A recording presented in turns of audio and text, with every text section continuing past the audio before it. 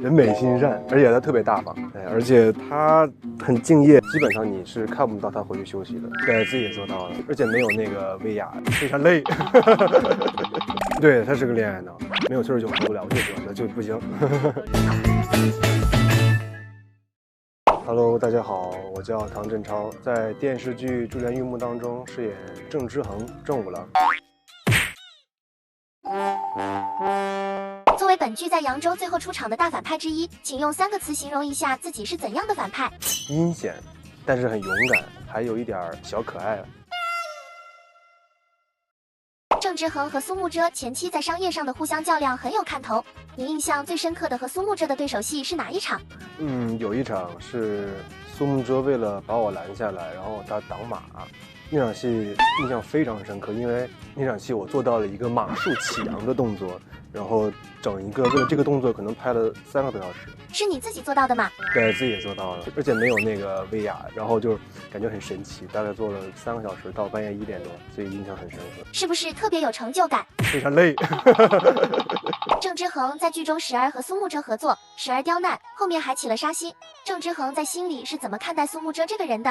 因为郑之恒就是属于扬州的富二代，扬州最大的富二代，然后在自己的家里，然后碰到了一个苏慕遮这样的人，是一个硬骨头，就是从来没有人在扬州敢这样跟我说话，从来没有人敢在扬州拒绝我的请求，但是苏慕遮全做了一遍，所以会跟苏慕遮是一种互相不服气吧。这是第一次和赵露思合作嘛？感觉怎么样？感觉非常好。人美心善，而且他特别大方，就是经常能够喝到赵老师请的饮料。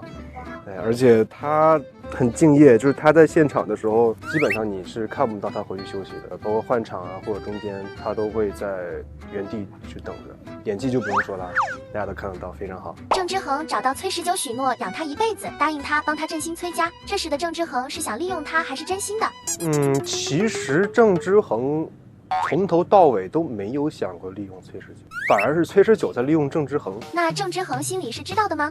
郑之恒知道，但是因为郑之恒从小他就喜欢崔19，所以对于崔家没落了之后，他把崔19安排在别院，其实郑之恒是心知肚明的，就是他想得很清楚，就是崔19需要他能够帮助崔19，因为崔19也并没有隐瞒，就是很明显的就是我跟你在一起，但是你要帮我，所以对于郑之恒来讲是没有利用崔19。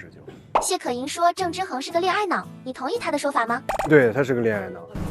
天黑之后去找张继然，把所有的事情推到我一个人身上，告诉他你从头到尾都是一无所知的。没有崔19活不了，最喜欢的就不行。用一个词来形容崔19和郑之恒之间的感情，你觉得是什么？对于郑之恒来讲，应该是纯爱吧。所以崔19说的是什么？郑之恒其实不是渣男，后期他其实是一腔真心付给崔19的，然后也挺傻的。剧外，你对谢可寅的第一印象是怎样的？就是第一次刚见到谢可寅的时候，我会觉得她是一个很酷的一个女孩，然后感觉好像有点难以接近。还记得你们破冰的场景吗？